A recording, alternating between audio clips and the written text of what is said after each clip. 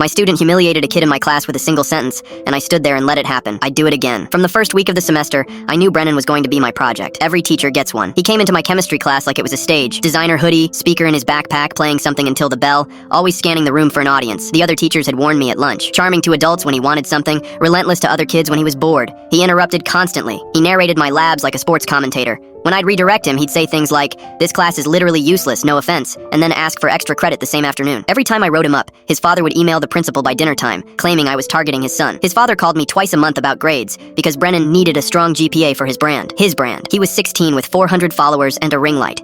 His grades were the lowest in the class. When I gently told his father that some students earned their grades through effort, his father demanded to know which students, so Brennan could study their habits. I mentioned no names. Brennan found a target anyway. Yuki sat in the back corner and had not, to my knowledge, spoken a full sentence out loud all semester. She turned in lab reports so clean I used them as answer keys. She wore the same rotation of thrifted flannels and worked weekend shifts somewhere. I'd seen the grocery store lanyard, top grade in the class by 9 points. Brennan started in on her quietly at first. Comments about her clothes, about her little job. She never responded, never looked up, and her silence seemed to drive him insane. Because for a kid like Brennan, no reaction is the only unbearable outcome. Then I made my mistake. We had partnered lab practicals coming up, and a colleague swears by pairing conflicts together. Forced collaboration, she says, builds bridges. I paired them. Within 10 minutes, I knew I'd blown it. Brennan had angled his stool toward two of his buddies at the next station and was performing. Yuki was running the entire titration alone, recording everything, while he provided commentary. When I circled back, I said, "Brennan, why is your partner doing all the work?" He leaned back, one earbud in. "She won't let me touch anything. She's obsessed with it. It's kind of sad." Yuki's hands paused over the burette. She knew it wasn't true. I knew it wasn't true. "Fine," I said. "Then you'll finish the calculations solo, since she did the bench work." He didn't even look up from his phone. "Nah, she's got it. This is literally the only thing she has going on. Let her cook." His buddies laughed. That was the whole point of everything Brennan did. Those 2 seconds of laughter, and he sat back in them like a warm bath. And I watched Yuki's jaw tighten, and her eyes went glassy, and she looked at me, one fast look, and I was already opening my mouth to take his head off, professionally speaking. I got as far as, "Hey, she's carried you for 3 weeks and you can't even..." That's when Yuki spoke for the first time all semester. She didn't raise her voice. She didn't look at his friends. She looked directly at Brennan, and in a completely level tone said, "Your dad hired me. I tutor you starting Thursday." He said, and I'm quoting him, "Money is no object, my son is drowning." Silence. A full, cavernous silence. Then the 2 buddies detonated. Not polite laughter, the falling off stools kind, because everyone understood instantly that it was true. It was verifiable,